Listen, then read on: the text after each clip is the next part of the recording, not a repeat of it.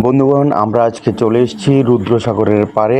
ধান খেতে কি করে কৃষকরা ধান কেটে আপনার বাড়িতে তুলে নিয়ে যায় কাঁধে করে, সেটা দেখানোর জন্য এবং কৃষকদের কাছ থেকে জানার জন্য যে এবছর অন্যান্য বছরের তুলনায় কীরকম ফসল হয়েছে। তো আমরা কৃষকদেরকে প্রশ্ন করে এটা জানতে পারলাম যে এবছর অন্যান্য বছরের তুলনায় ফসলের পরিমাণ অনেকটাই কম হয়েছে, কারণ বিগত কয়েকদিন আগে প্রচুর পরিমাণে শিলাবৃষ্টি হয়েছিল আমাদের এই রুদ্রসাগর এলাকায়।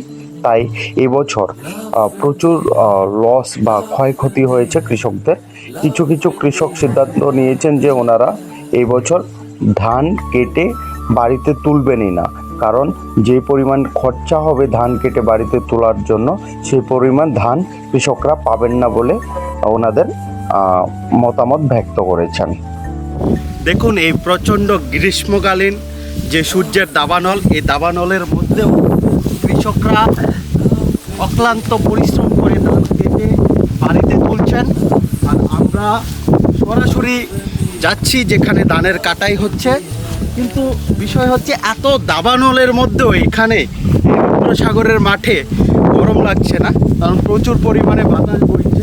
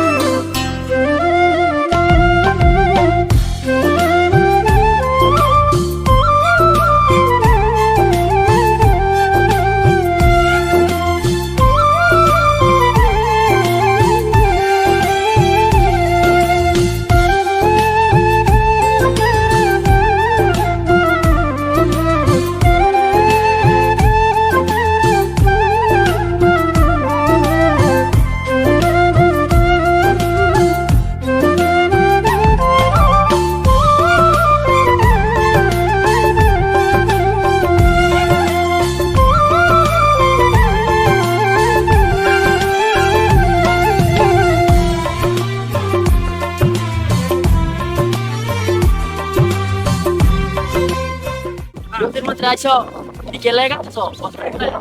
তো গরুর লেগিয়া Neti pa kaya. Ani guru eh. আইব খাইতো নাই Dike mon aske কত দিন ধরে তুমি কাটতাছো রে? আমি তো বারতা প্রায় 4-5 দিন 5 দিন ধরে কাটতাছো। ডেলি নিতে আছে